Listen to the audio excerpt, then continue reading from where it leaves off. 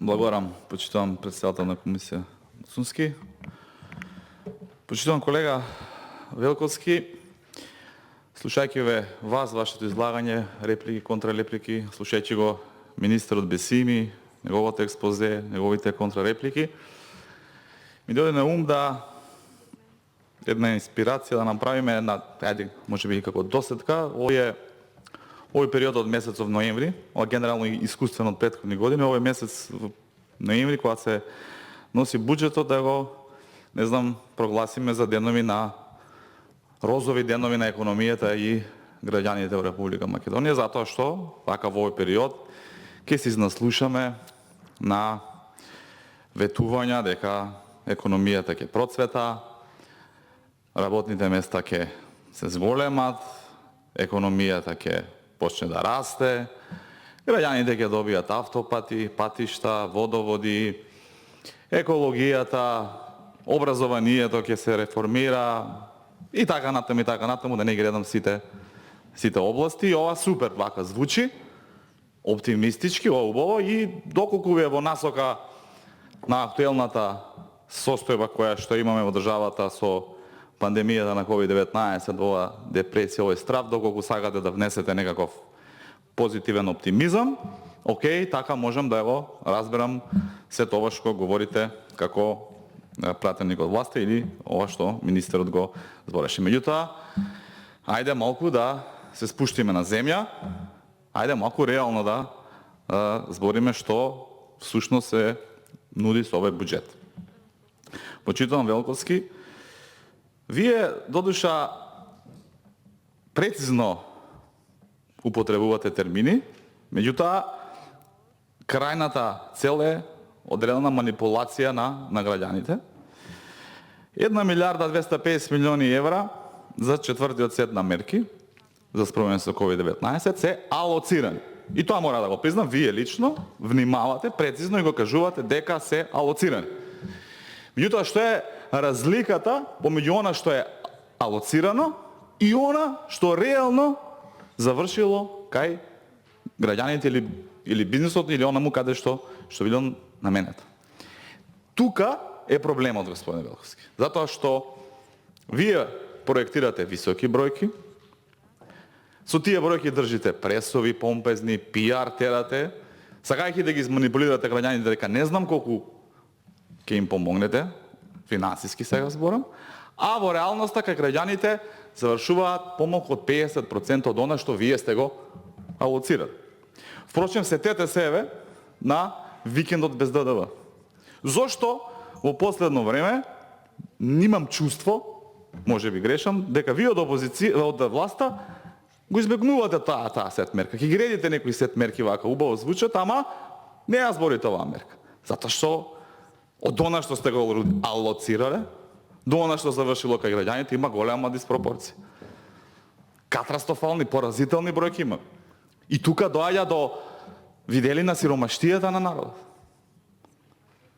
И треба да бидеме реални.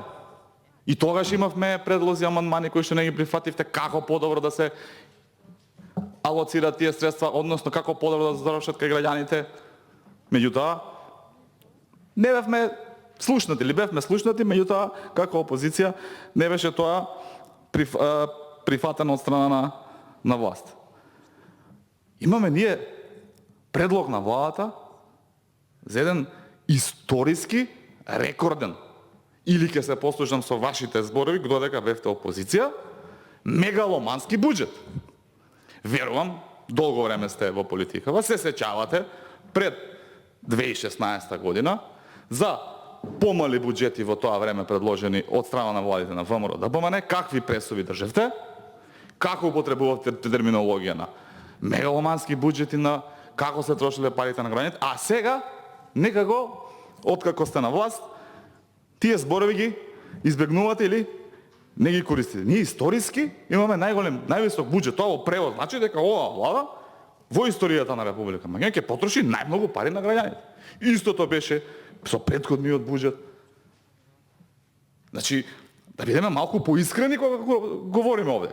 Да не ги замајуваме граѓаните со прецизно барање на формулации за да нели имаме некакво доем дека не знам колку што се направило во држава.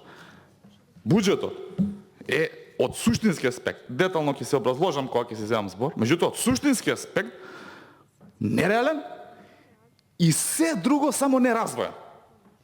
Значи, да имаш преку 30% од вкупните трошоци, расходи на социјални бенефиции, обичен средношколец во економијата ќе ти каже дека не можеш да го кажеш дека е развоен. Додади на тоа плати на доместоци, додади на тоа камати, додади на тоа и долговите кои што сте ги наследиле или како држава ги наследуваме, или долгови кои што еве сега ги зимате, па некој во иднина ќе ги враќа, не може да кажеме дека е развоен буџет ако капитални расходи се на ниво на 7,9%.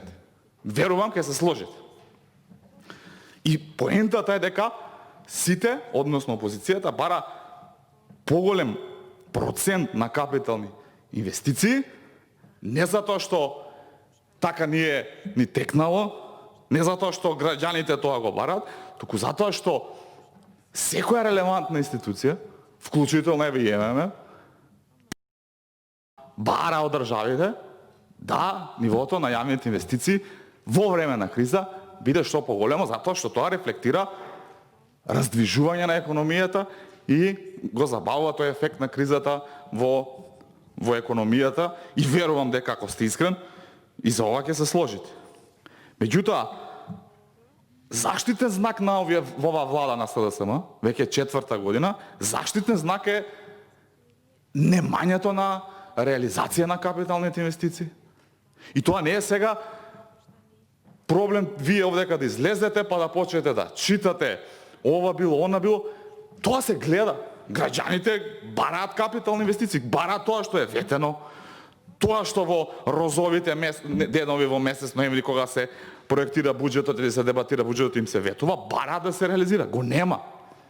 И сега лоцирани 1,2 милиарди, реализирани помалку од 50%, 470 не е битно, и никој не одговара на прашањето каде се тие пари.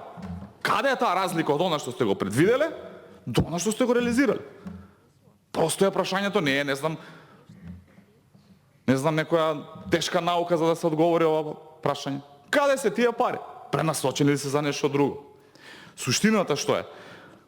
Вие, како политичка гарнитура, свесно, и потенцирам свесно, наместо да правите развојни буџети, наместо суштински да ја помагате економијата, за да застане сама на своји нозе, за да економијата, бизнисот продуцира работни места, каде што ќе се вработуваат граѓаните, каде што ќе си ја заработуваат лебот и она што го живеат, вие свесно ги оставате зависни од државата. Затоа има толку социјални бенефиции, затоа има толку социјални трансфери, за да свесно зависат од државата и граѓаните и економијата. Зошто? Па за да може на избори да ги подкупуваат. И тоа бевме сведоци изминатиот период.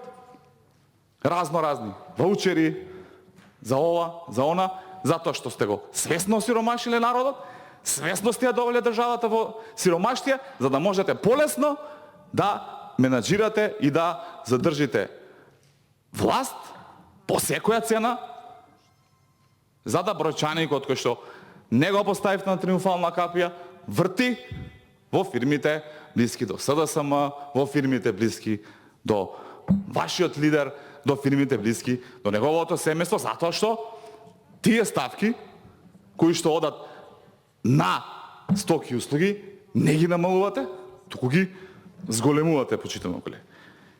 И на крај, до кога СДСМ ќе ја ветува пругата со Бугарија? Ама сериозно до кога? Нели сте свесни дека ви избега еден од овие изведувачите на едната фаза, се прекина работата на пругата, сега пак ќе се ретендерира, пак ветувате ке. Нели сте свесни дека тоа што таа пруга не е реализирана, тоа што делот автопатите што ги спомена Пренџов не се реализирани, зборам за сериозни капитални инфраструктурни инвестиции, дадовте аргумент како политичка партија на власт на Република Бугарија да не блокира за отпочнувањето на преговорите. Верувам, читате што се нивните аргументации и дека јавно властите во таа држава рекоа дека не се испочитувани дел од договорите, меѓу другото и обврските кои што се преземени од аспект на подобро поврзување патно инфраструктурно железничко со Република Бугарија. Верувам ке се сложите затоа што ова се факти, ова се реални работи, ова не е нешто што сега опозицијата и Баране сака да го манипулираат да го збори. Екзактно, прецизно со бројки, со аргументи, со референци поставувам логични прашања кои што верувате и поставуваат и граѓаните. Така да во говорот ќе ви изнесам многу аргументи зошто овој буџет е манипулативен, нереален и распродавачки од аспект на државниот капитал, а сега би замолил само како колега пратеник поискрен во настапите, го гледаат ова граѓаните, медиумите го пренасат, ќе го читаат и кога ќе прочитаат дека господинот пратеник Велковски Диме, кога што го гласале во собрание, кажал дека се е розово во државата, дека капиталните инвестиции се реализираат, социјалните трансфери, кризата ќе се надмине, економијата ќе процвета, губите кредибилитет. А ве почитувам и затоа ова ви го кажувам. Благодарам. Контрреплика пратеникот Диме Велковски.